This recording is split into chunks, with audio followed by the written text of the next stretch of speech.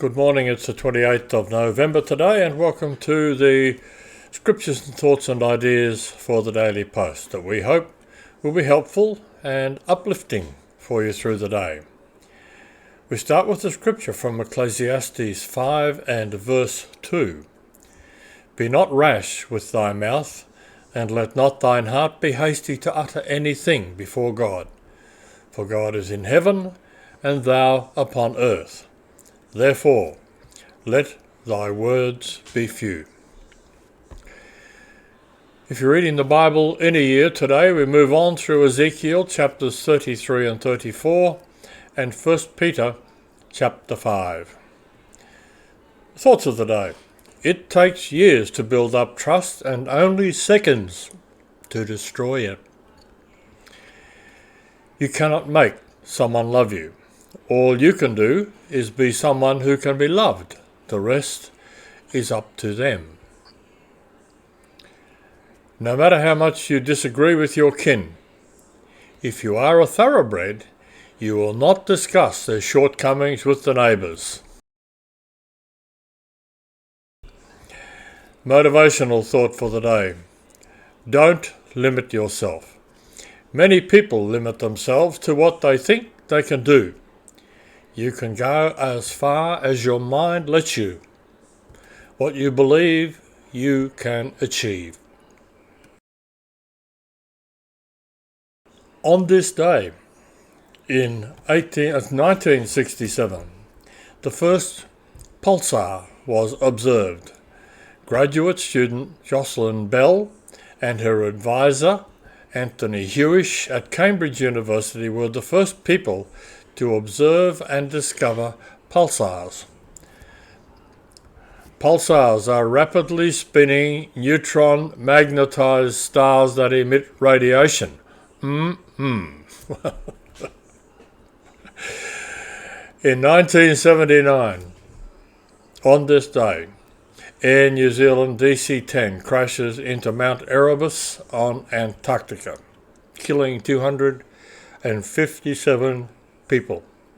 This was New Zealand's deadliest peacetime disaster. In 2019, once the richest country in Africa before self-rule, Zimbabwe is on the brink of man-made starvation, according to the UN report released on this day. The personal story of the day, the power of words. It is difficult to be the one who bears unwelcome news. The TV weatherman can upset people just by predicting that it's going to rain on a long weekend.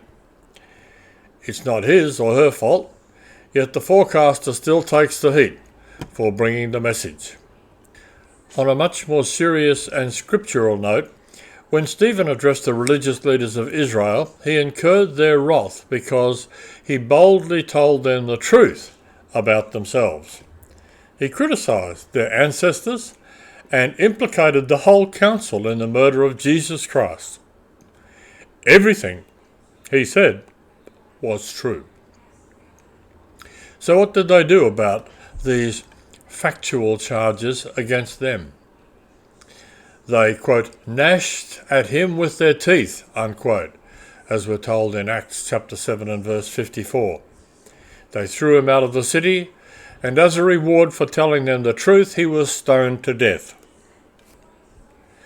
They used a scriptural punishment to repay a scriptural blessing. Very hypocritical, but typical of human thinking. When we speak out for purity, righteousness, and godliness in a pleasure-loving world that is destined to self-destruct, we too will be criticized. But no matter what happens to us, we can call on God as Stephen did. We can take comfort in knowing that we belong to him and that ultimately he will confirm our words. As God's people, let's pray that we will have the courage to tell it like it is.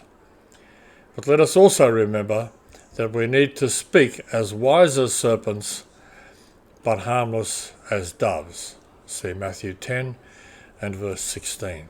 Very wise advice there.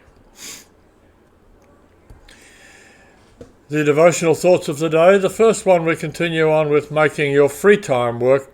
The scripture from Galatians chapter 5 and verse 25. References from Galatians chapter 5 verses 16 to 26. If we live in the Spirit, let us also walk in the Spirit. If you've been gardening this summer, some of the vegetables and fruits might be coming to an end about now, depending on where you live and what you have planted. Did they just spontaneously appear? Well, of course not. You've sown them and watered them and weeded them. Perhaps you've used special soils or fertilizers. No doubt. You've checked on insects and maybe even set traps for grandchildren.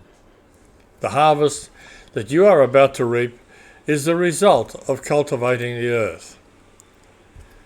The same is true in the spiritual realm, which is why fruit of the Spirit is such a rich and memorable metaphor.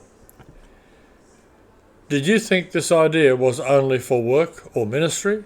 Think again.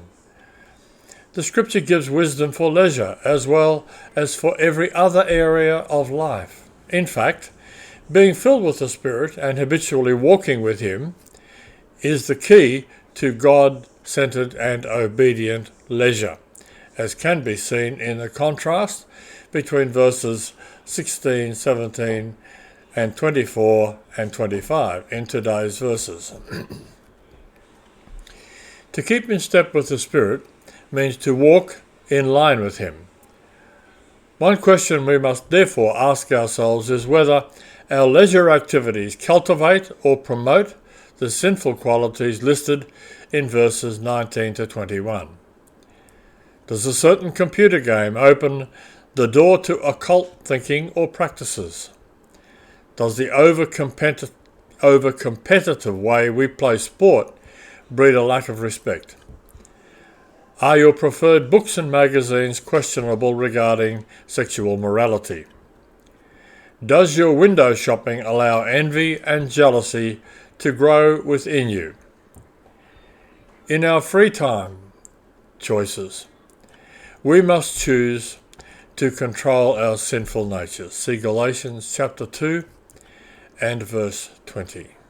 Again, wise words to take on board and to implement in our lives. The second thought, are you hungry? Scripture from Revelation 7 verse 16. They shall hunger no more, neither thirst any more. We live in a land of plenty, although everything and everyone here doesn't always reflect that fact. There is an abundance of food of every kind.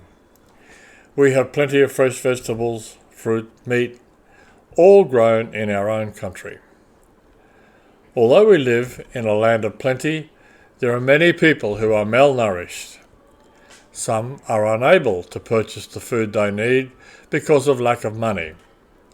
Some prefer to make other choices and do without their needs. Certainly, history bears it out. There are many starving people in the world, but there are also those that are malnourished in their soul. Going without food too often harms the body. We may become sickly, lose our strength, and our muscles waste away. We become tired and don't feel like doing anything. But when our soul becomes malnourished, we suffer in the spiritual department. Each of us has a responsibility to study the Word, to pray, to fellowship with God's people, and to preach the gospel. We should never become malnourished in word or in deeds. And, some thoughts for the day that might challenge us, and perhaps reassure us. In any event, should be taken on board. Facts of the day. Moon was Buzz Aldrin's mother's maiden name. Buzz Aldrin was the second man on the moon. All 17 children of Queen Anne died before her. The closing thought for the day.